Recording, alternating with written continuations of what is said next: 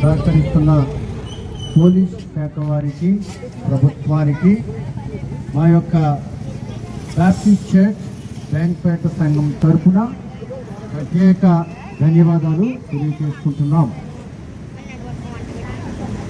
ప్రప్రథమంగా ప్రవీణ్ పగడాల గారు ఈ రెండు తెలుగు రాష్ట్రాల్లో గొప్ప విశేషమైన ప్రత్యేక రీతిలో దైవ పరిచర్య చేసినటువంటి గొప్ప దైవ జనులు.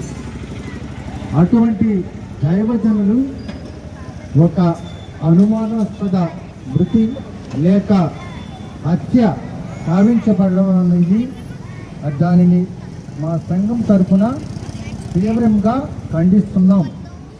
అదే రీతిగా ఆ కుటుంబానికి మా సంఘం తరఫున ప్రగాఢ సానుభూతిని తెలియజేస్తున్నాం. ప్రవీణ్ పగడాల గారిని హత్య గావించబడ్డారు, కానీ ఆయన సిద్ధాంతం అనేది ఎప్పటికీ హత్య కాపాడదు. హల్లెలూయా, హల్లెలూయా.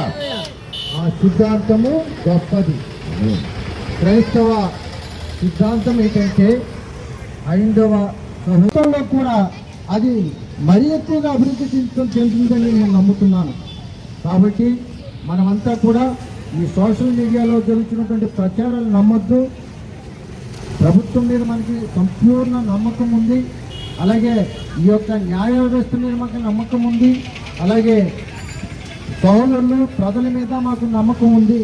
కాబట్టి మా నమ్మకాన్ని వమ్ము చేయకుండా ప్రభుత్వం వారు దీనిని ఒక సరైన రీతిలో ట్రాన్స్పరెంట్గా చట్టరీతిలో చట్టానికి అనుగుణంగా ఆ యొక్క హత్యను దానిని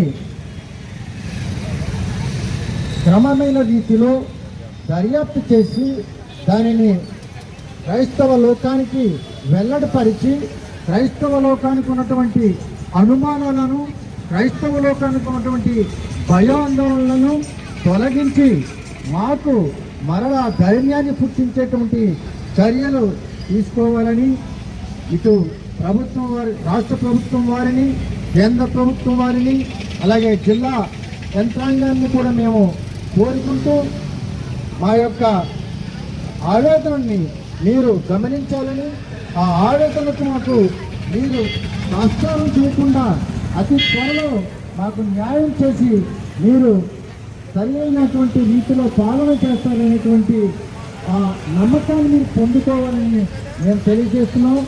మరి ఒక విచార